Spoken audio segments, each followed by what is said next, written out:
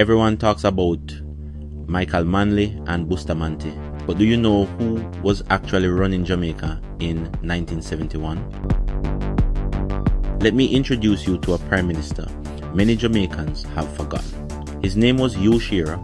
Before entering politics, he worked as a journalist and a powerful trade union leader. At just 44 years old, he became Prime Minister of Jamaica in 1967 after Donald Sangster passed away. By 1971, Shearer was leading the country under the Jamaica Labour Party JLP. He focused on education, industrial growth, and building strong relationships with international partners. However, in the 1972 general election, he was defeated by Michael Manley, the PNP, and that's why his name often gets left out of the spotlight.